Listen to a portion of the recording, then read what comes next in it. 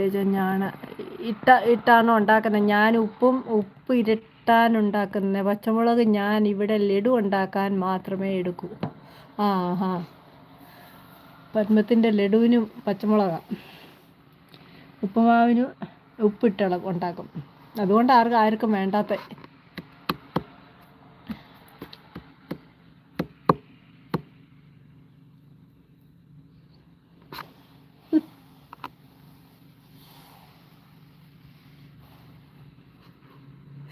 നമ്മളടുത്ത് നിന്നല്ലേ കടം വാങ്ങുന്നത്. അപ്പോൾ എന്തൊക്കെ ഉണ്ടാവും? എല്ലാം നമ്മുടെ അടുത്ത് നിന്ന് ഉപ്പ് വരെ നമ്മൾ കൊടുക്കണം.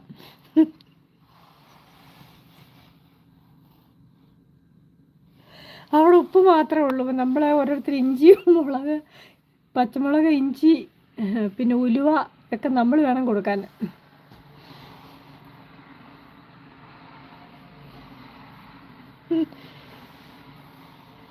ലഡു പച്ചമുളക് അടിപൊളി. ശരിയായിരിക്കും, നല്ല റെസിപ്പി ഉണ്ടാക്കാമായിരിക്കുമല്ലോ. ലഡു കൊണ്ട് പച്ചമുളക്, അല്ല പച്ചമുളക് കൊണ്ട് ലഡു, സൂപ്പറായിരിക്കും. ഒന്ന് പരീക്ഷിച്ചാലോ? ലഡു ഉണ്ടാക്കാൻ അറിയത്തില്ല, പിന്നെ പച്ചമുളക് ലഡു ഉണ്ടാക്കണം. പച്ചമുളക് ഹൽവ കോഴിക്കോട് ഫേമസ് ആണ്. അതാ പച്ചമുളക് ഹൽവയുണ്ടല്ലേ? കോഴിക്കോടാണല്ലോ കോഴിക്കോടൻ ഹൽവ. എന്തെല്ലാം ഹൽവയുണ്ടല്ലേ, എന്തെല്ലാം പറഞ്ഞാൽ കൊതി വരും നമുക്ക്. പക്ഷേ കഴിക്കാൻ പറ്റുന്നവർക്ക് കഴിക്കാം. ഇപ്പം നമുക്ക് കൊതിക്കാനേ പറ്റത്തുള്ളൂ, കഴിക്കാൻ പറ്റത്തില്ല. അങ്ങനെ ഒരു കാലം, നമ്മൾ കഴിക്കുന്ന ഒരു കാലം, കഴിക്കാൻ പറ്റാതാവുന്ന ഒരു കാലം, എന്തൊക്കെ കാലങ്ങൾ. അതേ കോഴിക്കോടൻ ഹലുവ. എന്നാലും ആരായിരുന്നു കോഴിക്കോട്ടുള്ള നമ്മുടെ ഒരു സബ്സ്ക്രൈബർ ഉണ്ടായിരുന്നു, ഇങ്ങനെ വീഡിയോ കാണിക്കാൻ. അതേമേ എന്തെല്ലാം ഹലുവയാണ് ബേക്കറിയിൽ നിന്ന് കാണിക്കുന്നത്. നമ്മൾ ഇനി കേൾക്കാൻ വേണ്ടി ഇനി ഒന്നുമില്ല, അതുപോലെ ഹലുവ കാണിക്കും. ലോകത്തിലുള്ള എല്ലാം കൊണ്ടും അവിടെ ഹലുവ ഉണ്ടാക്കുമെന്ന് തോന്നുന്നു. അവിടെ പച്ചമുളകും ഉണ്ടോ അന്നേരം അതിൻ്റെ കൂട്ടത്തിൽ? അത് ഇത് ഞാൻ ആദ്യമായിട്ട് ഞാൻ വെച്ച് കളിയാക്കി പറഞ്ഞായിരിക്കണം. അന്നേരം അതും ഉണ്ടല്ലേ. ദിവ്യയ്ക്കൊക്കെ ഇഷ്ടംപോലെ അങ്ങനത്തെ ഹലുവയൊക്കെ കഴിക്കാമല്ലോ. ആണോ കുഞ്ഞ്? ഞാൻ മുളക് പൊടി ഇട്ടാണ് ഉണ്ടാക്കുന്നതെന്ന് ഹലുവ. റെഡ് കളർ ആവുന്നതിൻ്റെ മുളക് പൊടി, നമ്മുടെ കോഴിക്കോട് ഹലുവ. മുളക് പൊടി ഇടണം, റെഡ് കളർ ആവാൻ മുളക് പൊടി ഇടുക. അത് നമ്മൾ പത്മത്തിൻ്റെ വക സ്പെഷ്യൽ. അത് കോഴിക്കോടൻ ഹൽവ എന്ന് പറയാനൊക്കത്തില്ല, അത് നമ്മുടെ പത്മത്തിൻ്റെ വക, പത്മ സ്പെഷ്യൽ.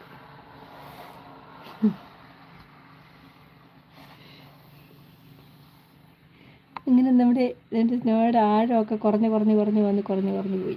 അത് ചുമ്മാ നമുക്ക് എന്നാലും നമുക്ക് പണിയാണ്. വണ്ടിയുടെ ഗ്ലാസിൻ്റെ അവിടെയൊക്കെ കണ്ടില്ല, അതിന് നമ്മൾ ചീകി ചിരകി ഇളക്കണം. അതിന് നമ്മൾ മാറ്റിയാലേ പറ്റത്തുള്ളൂ, അതിന് ബ്രഷ് കൊണ്ട് നമ്മൾ മാറ്റിയാലേ പറ്റത്തുള്ളൂ. എല്ലാവരുടെ വണ്ടിയിലും ആ ഗ്ലാസിൻ്റെ അവിടെ നമുക്ക് പണി തന്നു. ഇച്ചിരി ഉള്ളതിൽ നമുക്കതിന് വണ്ടി എടുക്കണമെങ്കിൽ അവിടെ ക്ലീൻ ചെയ്യാതെ എടുക്കാനൊക്കത്തില്ല. കണ്ടില്ല, എല്ലാ ഗ്ലാസിൻ്റെ അവിടെയുണ്ട്.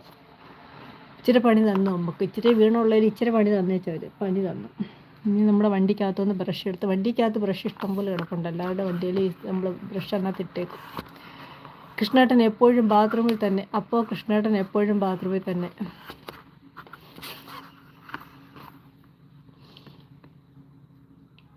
നമുക്ക് പണി തരാൻ വന്ന ഒരു സ്നോയാണിത്. ഇനി എല്ലാവരും അവരുടെ ബ്രഷ് എടുത്തിച്ച് അതൊന്നും നീക്കാതെ നമുക്ക് ഫ്രണ്ടിലത്തെ ഗ്ലാസ്സിനും കാണത്തില്ല. മലപ്പുറം ഹൽവ അതേ റമില്ല. മലപ്പുറം ഹൽവ ഉണ്ട് കേട്ടോ, വേണോ? മലപ്പുറത്ത് ഹൽവ സ്പെഷ്യലാണ്.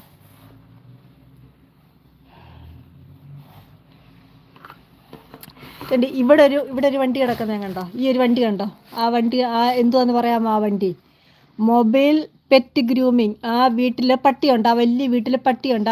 ആ പട്ടിയെ വീട്ടിൽ വന്ന് ഗ്രൂം ചെയ്യാൻ വേണ്ടി വരുന്ന വണ്ടിയാണ് അത്. കണ്ടോ? ആ നേരെ ഒരു പോയിന്റ് കിടക്കുന്ന വണ്ടി കണ്ടോ? സൂം ചെയ്ത് കാണിക്കാം.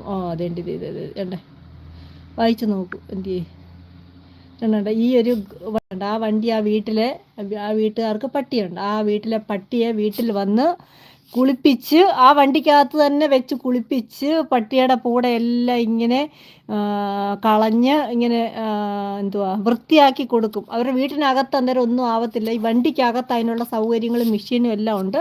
കടയിൽ കൊണ്ടുപോകാതെ വീട്ടിനകത്ത് ഈ ഈ ഈ വണ്ടി വന്ന് നമ്മുടെ മൊബൈൽ എന്തോ പറയും, മൊബൈൽ ഓക്കെ, അത് വന്നേച്ച് അത് ഫോർഡ് ട്രാൻസിസ്റ്റ് അത് ഇത് തന്നെ വായിച്ചു നോക്കാം.